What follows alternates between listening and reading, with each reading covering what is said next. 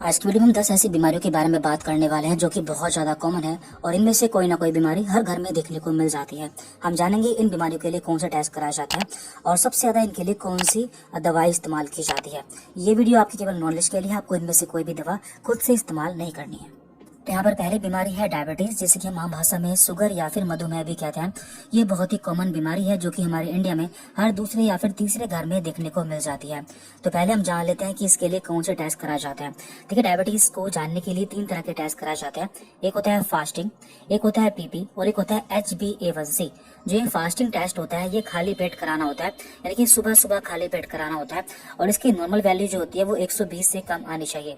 यदि आपकी वैल्यू 120 से कम आती है मीन्स आपको डायबिटीज नहीं है। इसके बाद यहाँ पर है पीपी। इसकी फुल फॉर्म होती है पोस्ट पेरिंडियल। इसमें हम खाना खाने के 2 घंटे बाद अपने खून की शुगर चेक करते हैं। इसकी नॉर्मल वैल्यू 140 से कम होनी चाहिए, यानी कि यदि आपकी वैल्यू 140 से कम आती है मीन्स आपको डायबिटीज नहीं है। और लास्ट यहाँ पर HbA1c। तो ये 3 महीने के लिए जांच के लिए टेस्ट कराया जाता है, यानी कि इसके द्वारा हम जान सकते हैं कि हमारी पिछले 3 महीने की शुगर की वैल्यू कितनी रही है। तो नॉर्मली जो इसकी वैल्यू रहती है वो 5.7 से कम रहती है, यानी कि ऐसे लोग जिन्हें डायबिटीज नहीं होती है उनमें इसकी वैल्यू 5.7 से कम आनी चाहिए। अब जान लेते हैं कि डायबिटीज के लिए सबसे ज्यादा कौन सी दवा इस्तेमाल की जाती है। देखिए, ये दवा केवल आपकी जानकारी के लिए है, जिससे आप जान सके कि कौन सी दवा किस काम आती है। आपको खुद से कोई दवा इस्तेमाल नहीं करनी है। तो इसके लिए मेटफॉर्मिन एंड सीताग्लिप्टिन, ये दोनों दवाएं ऐसी हैं जो कि सबसे ज्यादा इस्तेमाल की जाती है।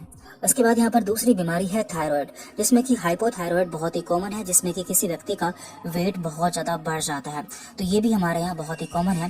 देखिए, हमारी बॉडी में एक हार्मोन पाया जाता है TSH। इसकी फुल फॉर्म होती है थायराइड स्टिमुलेटिंग हार्मोन। तो जब भी किसी को थायराइड होता है तो उस समय उसका ये हार्मोन बढ़ जाता है। तो इसके लिए कौन सा टेस्ट कराया जाता है? इसके लिए TSH टेस्ट कराया जाता है या फिर थायराइड टेस्ट कराया जाता है। तो जब भी आप इसकी वैल्यू देखते हैं तो आपको इसकी वैल्यू 0.5 से 4.5 के बीच में देखने को मिलती है।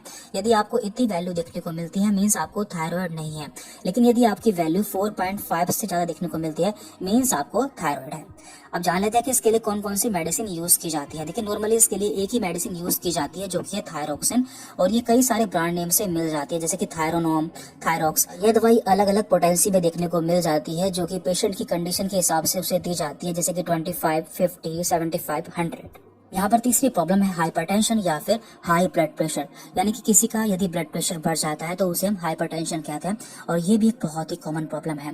तो इसके लिए कौन सा टेस्ट कराया जाता है जान लेते हैं। देखिए, इसके लिए सिंपली हम अपना ब्लड प्रेशर चेक करते हैं, जिसके लिए हम स्पिग्नोमैनोमीटर मशीन का इस्तेमाल करते हैं। तो नॉर्मली जब भी किसी का ब्लड प्रेशर ऊपर का 120 से ऊपर हो जाता है और नीचे का 80 से ऊपर हो जाता है तो उसे हम हाइपरटेंशन कहते हैं। अब जान लेते हैं कि इसके लिए कौन कौन सी ऐसी दवाएं हैं जो कि सबसे ज्यादा इस्तेमाल की जाती हैं। तो इसके लिए इनालाप्रिल, एम्लोडिपाइन, एडिनोलोल, ये ऐसे सॉल्ट हैं जो कि बहुत ज्यादा इस्तेमाल किए जाते हैं, और इसका एक ब्रांड नेम है एम्लोकाइंड 80 जो कि मैनकाइंड कंपनी द्वारा बनाया जाता है। बहुत ज्यादा इस्तेमाल किया जाता है। इसके बाद यहाँ पर अगली प्रॉब्लम है आर्थराइटिस। तो ये भी बहुत ही कॉमन प्रॉब्लम है। इसमें हमारे जॉइंट्स या फिर हमारे जोड़ों में इन्फ्लामेशन या फिर सूजन आ जाती है, जिससे वहां पर बहुत दर्द होता है। तो जान लेते हैं इसके लिए कौन कौन से टेस्ट कराए जाते हैं। तो नॉर्मली इसके लिए 2 ब्लड टेस्ट कराए जाते हैं, एक होता है ESR और एक होता है CRP। ESR की फुल फॉर्म होती है erythrocyte sedimentation rate and CRP की फुल फॉर्म होती है C रिएक्टिव प्रोटीन। तो जब भी ये बढ़ जाता है तो मीन्स हमारी बॉडी में कहीं इन्फ्लामेशन होता है। तो इससे हम जान सकते हैं कि हमारी बॉडी में इन्फ्लामेशन हुआ है या फिर हमें आर्थराइटिस हुआ है। इसके अलावा हम एक्सरे भी करा सकते हैं, जिससे हम जान पाते हैं कि जो हमारी प्रॉब्लम है वो कितनी है। अब जान लेते हैं कि आर्थराइटिस के लिए कौन कौन सी ऐसी दवाएं हैं जो कि सबसे ज्यादा इस्तेमाल की जाती हैं। देखिए, इसके लिए NSAID मेडिसिन इस्तेमाल की जाती है जो कि पेन किलर होती है, जैसे कि एस्पिरिन, डिक्लोफेनेक एंड आइब्रोप्रोफेन।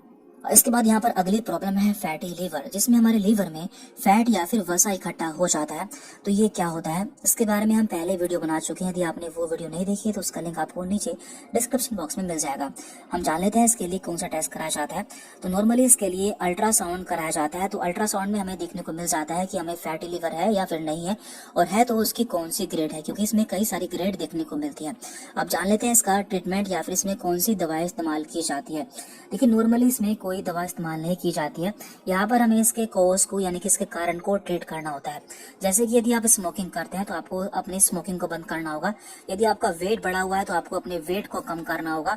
आपको एक्सरसाइज करनी होगी और आपको अपने जीवन शैली को चेंज करना होगा, अपने डाइट को अच्छा करना होगा, जिससे आपका फैटी लिवर ठीक हो जाएगा। अब बात करते हैं हम किडनी स्टोन। तो किडनी स्टोन हो जाना मीन्स गुर्दे में पथरी हो जाना, तो ये भी एक बहुत ही कॉमन प्रॉब्लम है जो कि बहुत ज़्यादा देखने को मिलती है। तो इसके लिए हम यूएसजी यानी कि अल्ट्रासाउंड कराते हैं और साथ ही साथ हम यूरिन टेस्ट भी कराते हैं। तो जब आप अल्ट्रासाउंड कराते हैं तो उसमें आपको देखने को मिल जाता है कि आपके पथरी है या फिर नहीं है, और पथरी है तो उसका साइज क्या है। तो नॉर्मली जब साइज ज़्यादा बड़ा होता है तो उस समय हमें ऑपरेशन ही कराना होता है, लेकिन यदि पथरी छोटी होती है तो उस समय हम उसे मेडिसिन से भी ठीक कर सकते हैं या फिर बाहर निकाल सकते हैं। अब जान लेते हैं मेडिसिन के बारे में। तो किडनी स्टोन में दो तरह की मेडिसिन इस्तेमाल की जाती है, एक होती है पेन के लिए और एक होती है प्रिवेंशन के लिए। तो पेन के लिए यानी कि दर्द के लिए यहाँ पर डिक्लोफेनेक एंड ट्रामाडोल, ये दोनों मेडिसिन बहुत ज़्यादा इस्तेमाल की जाती है। और इसके बाद है प्रिवेंशन के लिए, यहाँ पर तो हमें यहाँ पर अपना लाइफ स्टाइल चेंज करना होता है, हमें अपनी डाइट को अच्छा करना होता है और हमें ज़्यादा पानी पीना होता है और साथ में एक्सरसाइज भी करनी होती है। लेकिन जब भी यदि पथरी नहीं निकलती या फिर उसका साइज बड़ा होता है तो ऐसे में हमें सर्जरी की ज़रूरत पड़ती है। अब बात करते हैं हम हाई कोलेस्ट्रॉल या फिर वसा का बढ़ जाना, जिसे कि हम आम भाषा में मोटापा भी बोल देते हैं। तो जो लोग मोटे होते हैं तो उनमें कई सारी प्रॉब्लम हो सकती है। तो इससे बचाव के लिए हम लिपिड प्रोफाइल टेस्ट कराते हैं, जिससे हम कोलेस्ट्रॉल की वैल्यू जान सकते हैं। लेकिन नॉर्मली जो कोलेस्ट्रॉल की वैल्यू होती है वो 200 से कम होनी चाहिए। यदि आपकी जो कोलेस्ट्रॉल की वैल्यू है वो 200 से ज़्यादा है, मीन्स आपका कोलेस्ट्रॉल बढ़ा हुआ है। अब हम जान लेते हैं कि मेडिकल साइंस में कोलेस्ट्रॉल को कम करने के लिए कौन सी मेडिसिन दी जाती है। देखिए, जिन भी मेडिसिन के लास्ट में आपको स्टैटिन वर्ड देखने को मिलता है वो सभी कोलेस्ट्रॉल को कम करने के लिए दी जाती है, जैसे कि एटोरवास्टैटिन, फ्लोवोस्टैटिन, और इसका एक बहुत ही पॉपुलर ब्रांड नेम है लिपवास।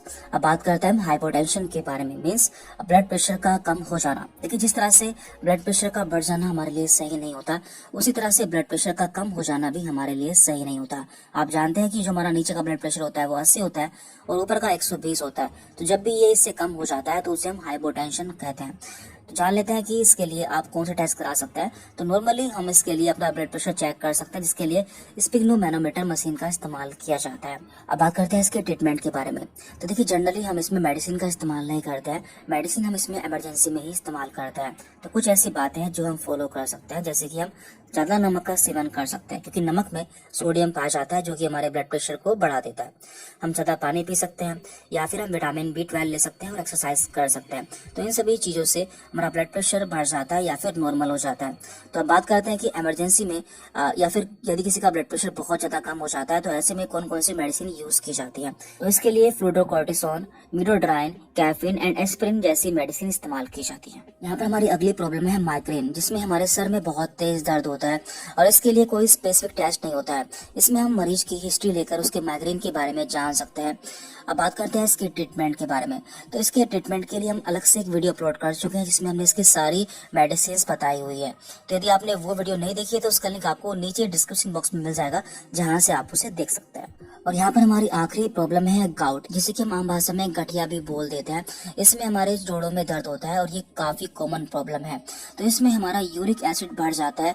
तो यह यूरिक एसिड क्रिस्टल फॉर्म में हमारे जोड़ों में इकट्ठा हो जाता है, जिससे वहां पर स्वेलिंग आ जाती है और काफी पेन होता है। तो इसके लिए हम यूरिक एसिड का टेस्ट करा सकते हैं, जो कि ब्लड टेस्ट होता है। नॉर्मली जो यूरिक एसिड की वैल्यू होती है वो 3.5 से 7 mg प्रति DL होती है। लेकिन यदि किसी का यूरिक एसिड 7 से ऊपर हो जाता है तो उसे गाउट हो चुका है या फिर गाउट होने के चांसेस होते हैं। अब जान लेते हैं कि इसके लिए कौन कौन सी मेडिसिन यूज की जाती है। देखिए, गाउट के लिए दो तरह की मेडिसिन यूज की जाती है, एक होती है पेन के लिए और एक होती है प्रिवेंशन के लिए। यानी कि एक मेडिसिन होती है जो कि दर्द को कम करती है और दूसरा जो कि गाउट को फर्दर होने से रोकती है। तो पहले हम बात करते हैं पेन के लिए कौन कौन सी दवाई इस्तेमाल की जाती है। तो पेन के लिए इसमें NSAID यानी कि non steroidal anti inflammatory drugs, इसके अलावा कॉल्चिसिन एंड स्टेरॉइड्स, ये 3 तरह की मेडिसिन इसमें इस्तेमाल की जाती हैं जो कि दर्द को कम करती है। अब बात करते हैं प्रिवेंशन के लिए। तो प्रिवेंशन के लिए इसमें 2 मेडिसिन बहुत ही कॉमन है। पहली है प्रोवेंसिड और दूसरी है एलोपिरिनॉल। तो ये दोनों दवाएं ऐसी हैं जो कि प्रिवेंशन के लिए बहुत ज्यादा इस्तेमाल की जाती है। तो यहाँ पर हमने ऐसी 10 बीमारियों के बारे में बात की है जो कि बहुत ज्यादा कॉमन है और इनके बारे में आपको पता होना चाहिए। Thank you very much.